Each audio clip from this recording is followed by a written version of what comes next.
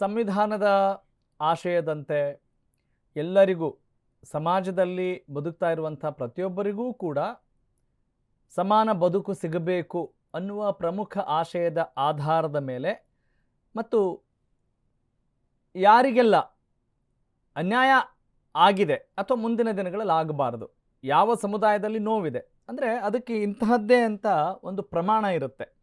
ಇಷ್ಟು ಪರ್ಸೆಂಟ್ ಏನಾದರೂ ರಿಸರ್ವೇಷನ್ ಇದ್ದರೆ ಅದನ್ನು ಮೀರಬಾರ್ದು.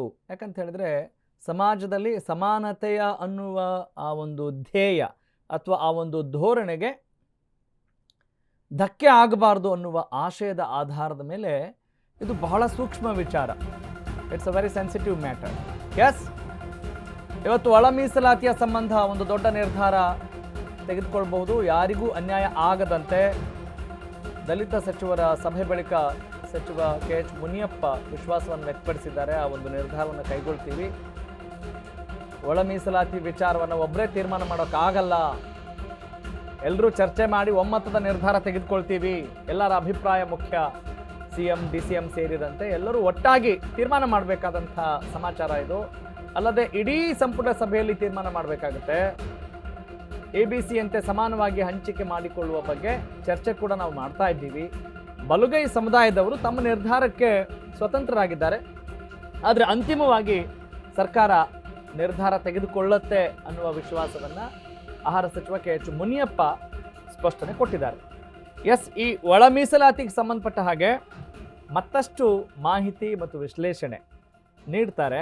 ಈಗಾಗಲೇ ತಮ್ಮ ಜೀವಿತಾವಧಿಯನ್ನೇ ಸಮಾಜದ ಹಿಂದುಳಿದ ವರ್ಗಗಳಿಗೆ ಮುಡಿಪಾಗಿಟ್ಟಿರುವಂಥ ಪ್ರತಿಯೊಬ್ಬರಿಗೂ ಕೂಡ ಮನುಷ್ಯರು ಅಂತ ಯಾರೆಲ್ಲ ಇದ್ದಾರೋ ಅವರೆಲ್ಲರಿಗೂ ಕೂಡ ನ್ಯಾಯ ಸಿಗಬೇಕು ಸಂವಿಧಾನದ ಆಶಯದಂತೆ ಅನ್ನುವ ಒಂದು ನಿರ್ಧಾರವನ್ನು ಹೊತ್ತು ಸಮಾಜದಲ್ಲಿ ಕೆಲಸ ಮಾಡ್ತಾ ಇರುವಂಥ ನಮ್ಮ ನಿಮ್ಮೆಲ್ಲರ ಡಾಕ್ಟರ್ CS ದ್ವಾರಕನಾಥ್, ಹಿಂದುಳಿದ ವರ್ಗಗಳ ಆಯೋಗದ ಮಾಜಿ ಅಧ್ಯಕ್ಷರು, ನಮ್ಮ ಜೊತೆ ಫೋನೋ ಜಾಯ್ನ್ ಆಗ್ತಾ ಇದ್ದಾರೆ, ದೂರವಾಣಿ ಸಂಪರ್ಕದಲ್ಲಿದ್ದಾರೆ. ಸರ್ ನಮಸ್ಕಾರ, ರಾಘವ ಸೂರ್ಯ ಮಾತಾಡ್ತಾ ಇದ್ದೀನಿ. ಹೇಗಿದ್ದೀರಿ ಸರ್? ನಮಸ್ಕಾರ ರಾಘವ್. ನಮಸ್ಕಾರ, ಚೆನ್ನಾಗಿದೆ.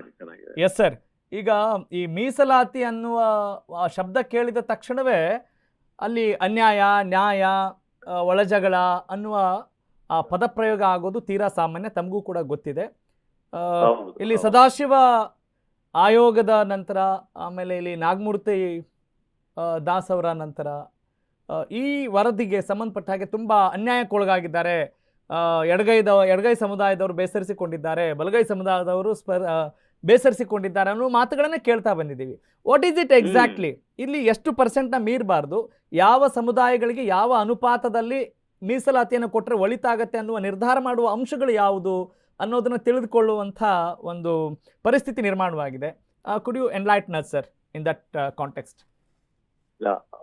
ಈಗ ಸದಾಶಿವ ಕಮಿಷನ್ ವರದಿ ಬಂತಲ್ವಾ? ಹಾ ಸರ್. ಅವರು ಬಹಳ ಕೂಲಂಕುಷವಾಗಿ ಸದಾಶಿವ ಕಮಿಷನ್ ಅಲ್ಲಿ ಅವರು ಡೇಟಾ ಕಲೆಕ್ಟ್ ಮಾಡಿದ್ರು. ಅವರು ಒಳ್ಳೆ ರಿಪೋರ್ಟ್ ಕೂಡ ಕೊಟ್ರು. ಕರೆಕ್ಟ್. ಅದನ್ನ ಯಾವುದೇ ಗೊಂದಲವಿಲ್ಲದೆ ಅಕ್ಸೆಪ್ಟ್ ಮಾಡ್ಕೊಂಡ್ಬಿಟ್ಟಿದ್ರೆ ಈ ಗೊಂದಲಗಳೆಲ್ಲ ಬರ್ತಾನೆ ಇರ್ಲಿಲ್ಲ. ಆವಾಗ ಅದನ್ನ ತಪ್ಪು ಮಾಡಿ ಅದೇನೋ ಸರಿ ಇಲ್ಲ ಅಂತೂ ಹೇಳಲಿಲ್ಲ ಯಾರು ಕೂಡ. ಯಾಕಂತಂದ್ರೆ ಅದನ್ನ ಯಾರು ಸರಿಯಾಗಿ ಸ್ಟಡಿನೇ ಮಾಡ್ಲಿಲ್ಲ. ಓಕೆ. ಕಡೆಗೆ ಏನ್ ಮಾಡಿದ್ರು, ಜಸ್ಟಿಸ್ ನಾಗಮೋಹನ್ ದಾಸ್ ವರದಿ ಅಂತ ಒಂದು ಮಾಡಿದ್ರು. ಜಸ್ಟಿಸ್ ನಾಗಮೋಹನ್ ದಾಸ್ ಅವರು ಒಂದಷ್ಟು ಅವರು ಕೂಡ ಅಂಕಿಅಂಶನ ಕಲೆ ಹಾಕಿದ್ರು. ಅವರೊಂದು ವರದಿನ ಕೊಟ್ರು. ಅವರೊಂದು ಇದನ್ನ ಕೊಟ್ರು, ಅಂದ್ರೆ 17%ಗೆ ಅವರು ಮೀಸಲಾತಿನ ಎಕ್ಸ್ಟೆಂಡ್ ಮಾಡಿದ್ರು. ಅಂದ್ರೆ 15% ಇದ್ದದನ್ನ 17% ಅಂತ ಮಾಡಿದ್ರು. ಕರೆಕ್ಟ್. ಅದು 17% ಅಕ್ಸೆಪ್ಟಬಲ್ ಅಲ್ಲ. ಯಾಕಂದ್ರೆ 17% ಬಂದ್ರೆ ಟೋಟಲ್ ಮೀಸಲಾತಿ 50% ಅನ್ನ ಮೀರಿ ಬಿಡುತ್ತೆ. ಕರೆಕ್ಟ್. ಅದಕ್ಕೆ ಸುಪ್ರೀಂ ಕೋರ್ಟ್ ನ ಜಡ್ಜ್ಮೆಂಟ್ಸ್ ಇದಾವೆ, ಯಾವ ಕೂಡ ಆಗಲ್ಲ. ಈಗಾಗಲೇ ಪಂಜಾಬ್ ಇರ್ಬೋದು ಅಥವಾ ಇದು ಇನ್ನು ಎರಡು ರಾಜ್ಯಗಳು, ಒಟ್ಟು 3 ರಾಜ್ಯಗಳ ಬಗ್ಗೆ 50% ಮೀರಿರುವಂತಹ ಇದು ಈಗಾಗಲೇ ಸುಪ್ರೀಂ ಕೋರ್ಟ್ ಅಲ್ಲಿ ಪೆಂಡಿಂಗ್ ಇದೆ. ಇದು ನಾಗಮೋಹನ್ ದಾಸ್ ಅವರಿಗೆ ಗೊತ್ತಿತ್ತು, ಆದ್ರೂ ಕೂಡ 17% ಕೊಟ್ಟಿತ್ತು. ಅದು ಮೊದಲು ತಪ್ಪದು. 15%ಗೆ ಅವರು ಕನ್ಫೈನ್ ಆಗ್ಬೇಕಾಗಿತ್ತು. ಆ ಕಾರಣಕ್ಕೆ ಆ ವರದಿ ಐಡಿಯಲ್ ಅಲ್ಲ ಅಂತ ಹೇಳ್ತಾ ಇದ್ದೀವಿ ಸರ್. ಐಡಿಯಲ್ ಅಲ್ಲ, ಅದನ್ನ ರಿಜೆಕ್ಟ್ ಮಾಡಬೇಕು ಅಂತ ಕೆಲವು ಸಮುದಾಯಗಳು ಹೇಳಕ್ ಶುರು ಮಾಡಿದ್ರು. ಅವ್ರು ಕೊಟ್ಟ ಕಾಂಬಿನೇಷನ್ ಏನು ಅಂದ್ರೆ 1 6 6 5 1 ಅಂತ ಕೊಟ್ರು. ಓಕೆ. 18% ಆದಿ ದ್ರಾವಿಡ, ಆದಿ ಕರ್ನಾಟಕ, ಆದಿ ಆಂಧ್ರ. ಹಾ ಆಮೇಲೆ 6% ಮಾದಿಗ ಮತ್ತು ಇತರೆ ಸಮುದಾಯಗಳು, ಹಾ 5% ಹೊಲೆಯ ಮತ್ತು ಇತರೆ ಇತರೆ ಸಮುದಾಯಗಳು, ಹಾ 4% ನಮ್ಮ ಸ್ಪೃಶ್ಯ ಸ್ಪೃಶ್ಯ. ಸಮುದಾಯಗಳು ಆ, ಅಂದ್ರೆ ಲಂಬಾಣಿ ಬೋವಿ. ಕೊರ್ಮ, ಕೊರಚ, ಲಂಬಾಣಿ, ಬೋವಿ. ಹಾ ಆಮೇಲೆ 1% ಅಲೆಮಾರಿ. ಓಕೆ. ಈ ತರ 17% ಕೊಟ್ರು. ಹಾ 17% ಇವ್ರು ರಿಜೆಕ್ಟ್ ಮಾಡಿ ಇವರು ಕ್ಯಾಬಿನೆಟ್ ಡಿಸಿಷನ್ ಮಾಡಿದ್ದೆ. ಇವ್ರು ಏನ್ ಮಾಡಿದ್ರು, ಹಾ 6-6-5 ಅಂತ ಕೊಟ್ರು. ಕರೆಕ್ಟ್. 6-6-5 ಅಂತ ಕೊಟ್ಟಾಗ 6% ಇವ್ರ ಮಾದಿಗ ಮತ್ತು ಇತರೆ ಸಮುದಾಯಗಳು, ಹೌದು. ಮತ್ತು 6% ಹೊಲೆಯ ಮತ್ತು ಇತರೆ ಸಮುದಾಯಗಳು, ಹೌದು. ಮತ್ತು 5% ಸ್ಪೃಶ್ಯ ಸಮುದಾಯಗಳು. ಕರೆಕ್ಟ್. ಆ 5% ಜೊತೆಯಲ್ಲಿ ಅಲೆಮಾರಿಗಳನ್ನು ಕೂಡ ಸೇರಿಸ್ಬಿಟ್ರು. ಅಂದ್ರೆ ಅದು 18% ಆಗ್ಬಿಡುತ್ತಲ್ಲ ಸರ್? ಇಲ್ಲ 16 ಆಗತ್ತೆ. ಅಲ್ಲ, 6, 6, 12, 12, 5, 17 ಮತ್ತೆ 1. 5 ಅಲ್ಲ 4. ಹಾ ಆಗ 17. ಕರೆಕ್ಟ್. ಅವಾಗ ಸ್ಪೃಶ್ಯ ಸಮುದಾಯಕ್ಕೆ 4. 17% ಆಯ್ತು. ಮತ್ತೆ ಎಸ್ ಸರ್. ಅದನ್ನ ಈಗ ಕೋರ್ಟ್ ಅಕ್ಸೆಪ್ಟ್ ಮಾಡ್ಕೊಲ್ಲ ಅಂತ ಗೊತ್ತಾದ್ಮೇಲೆ ಈಗ 15%ಗೆ ಮೀಸಲು ಮಾಡಬೇಕು ಅಂತ ಹೊರಟಿದ್ದಾರೆ. ಹಾ ಈಗ ನಮ್ಮಂತವ್ರನ್ನೆಲ್ಲ ಸಜೆಷನ್ಸ್ ಕೇಳಿದಾಗ ನಾವು ಹೇಳಿದ್ದೇನು ಅಂತ ಹೇಳಿದ್ರೆ, ಈಗ 5-5-4-1 ಮಾಡಿ ಅಂತ ಹೇಳ್ಬಿಟ್ಟಿದೆ. ಓಕೆ. 5% ಅದು ಎಡಗೈ, 5% ಮಾದಿಗ ಸಂಬಂಧಿತ ಜಾತಿ, 5% ಹೊಲೆಯ ಸಂಬಂಧಿತ ಜಾತಿ, ಮತ್ತು 4% ಸ್ಪೃಶ್ಯ ಸಮುದಾಯಗಳು, ಮತ್ತು 1% ಅಲೆಮಾರಿಗಳು. ಆವಾಗ 15% ಸರ್ ಹೋಗುತ್ತೆ ಅಂತ. ಬಟ್ ಇವತ್ತು ಏನು ಕಾಂಬಿನೇಷನ್ ಇದೆಯೋ ಗೊತ್ತಿಲ್ಲ. ಇವತ್ತು ಕ್ಯಾಬಿನೆಟ್ ಮೀಟಿಂಗ್ ಏನು ಅಲ್ಲಿ ಆಗ್ತಾ ಇದೆ ಅಂದ್ರೆ sir 5.3, 5.3, 4.4. again it is a problem. ಹಾ that's what we are Again going it's to a discuss problem. Sir. ಹಾ 5.3, ಯಾವ ಕಾರಣಕ್ಕೆ 5.3 ಇಲ್ಲಿ ಇಲ್ಲ. ಸವಾಲುಗಳು ಬರುತ್ತವೆ ಸರ್? ಈಗ 5.3 ಇಲ್ಲಿ ಏನಾಗಿದೆ, ಅದು ಸದಾಶಿವ ವರದಿ ಇರ್ಬೋದು, ನಾಗಮೋಹನ್ ದಾಸ್ ವರದಿ ಇರ್ಬೋದು.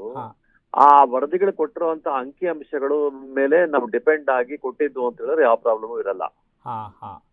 ಇಲ್ಲಿ ಯಾರನ್ನೋ ಓಲೈಸೋದು, ಯಾರಿಗೋ ಹೆದರೋದು ಆಗಿದ್ದು ಅಂತಂದ್ರೆ ಈ ಅನಾಹುತಗಳೆಲ್ಲ ಆಗ್ತವೆ.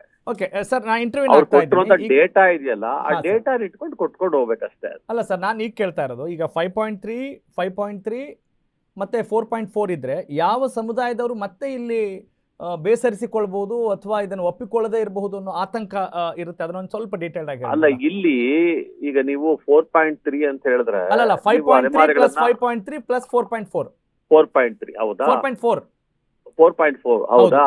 ಅಲ್ಲಿ ನೀವು ಅಲೆಮಾರಿಗಳನ್ನ ಬೇರ್ಪಡಿಸದೇ ಇದ್ರೆ ಅವ್ರಿಗಾಗೋ ಅನ್ಯಾಯ ಏನು ಅನ್ನೋದನ್ನ ಅರ್ಥ ಮಾಡ್ಕೋಬೇಕು.